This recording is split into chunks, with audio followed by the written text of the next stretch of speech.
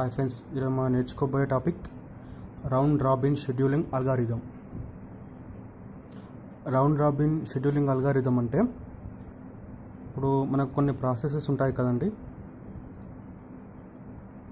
Process, burst time, next time quantum. Process suppose P1, P2, P3 మూడు ప్రాసెస్లు ఉన్నాయి. వాటికి టైం 24, 3, 3 మిల్లీ సెకండ్స్ అనుకుందాం. సో వీటికి ఒక టైం క్వాంటమ్ అనేది ఇవ్వబడుతుంది. Time quantum is equals to 3 milliseconds. So ఈ టైం క్వాంటమ్ అనేది ఏంటి అంటే ఒక ప్రాసెస్ అనేది ఎంతసేపు ఎగ్జిక్యూట్ అవ్వాలి అని తెలిపే టైమే ఈ time quantum. So first P1 execute అవుతుంది, ఎంతసేపు 3 milliseconds. తర్వాత నెక్స్ట్ P2కి వెళ్తుంది, P2 ఎంతసేపు 3 milliseconds. తర్వాత P3కి వెళ్తుంది, అది కూడా 3 milliseconds. అయిపోయిందా? 3 milliseconds. నెక్స్ట్ P3 తర్వాత మళ్ళీ తిరిగి P1కి వస్తుంది. P1కి వచ్చేసి ఆల్రెడీ ఇక్కడ 3 milliseconds అయిపోయి ఉంటుంది ఫస్ట్ రౌండ్లో. సెకండ్ రౌండ్లో మళ్ళీ 3 milliseconds.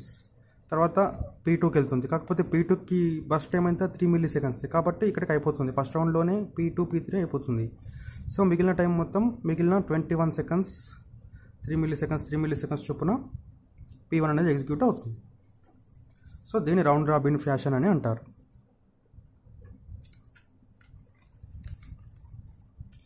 In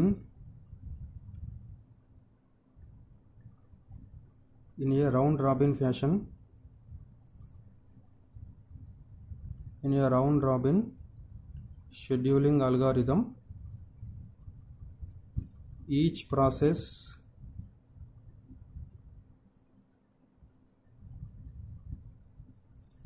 should be allocated a particular time unit called time quantum. The first process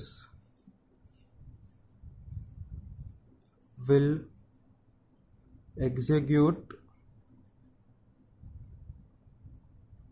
for that time quantum.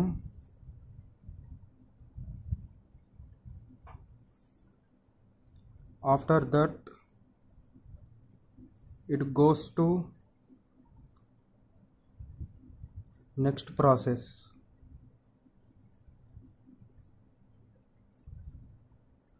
After completing the last process, it comes to first process. In a round robin fashion. So P1, P2, P3 అనే మూడు ఉన్నాయి.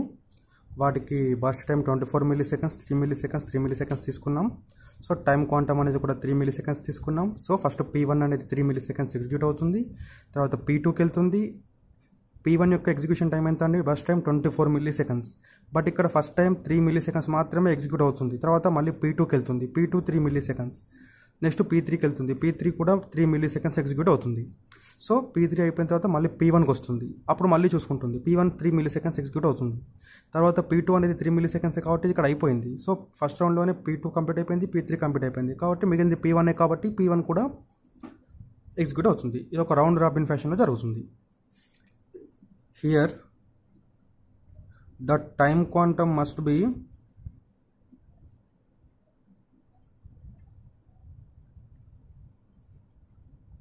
10 milliseconds to 100 milliseconds. So మనం ఒకసారి దీనికి సంబంధించి not chart ఒకసారి చూద్దాం.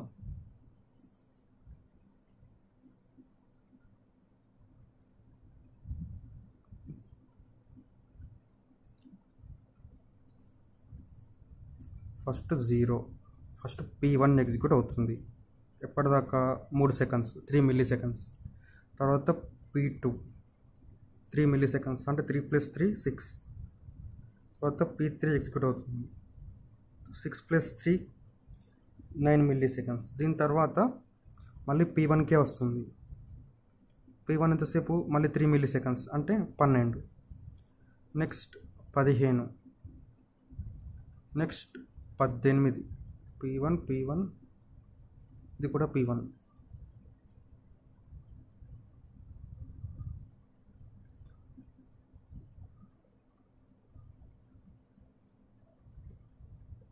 P1 21,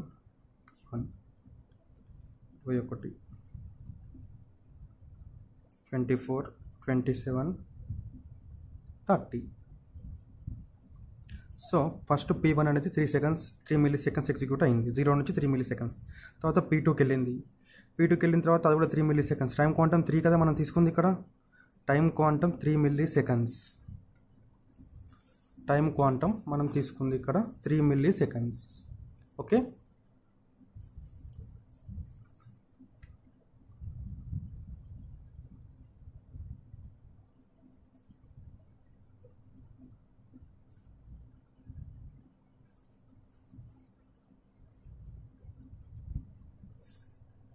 so దీనికి సంబంధించి మనం యావరేజ్ టైం అనేది ఒకసారి క్యాలిక్యులేట్ చేద్దాం. యావరేజ్ వెయిటింగ్ టైం ఒకసారి చూద్దాం. సో P1కి యావరేజ్ వెయిటింగ్ టైం ఎంత? First 0 seconds. నెక్స్ట్ P2కి waiting time 3 milliseconds. Next P3కి 6 milliseconds. So average waiting time ఎలా క్యాలిక్యులేట్ చేద్దాం? 0 + 3 + 6/3 9/3 3 milliseconds. So this is the round robin scheduling algorithm.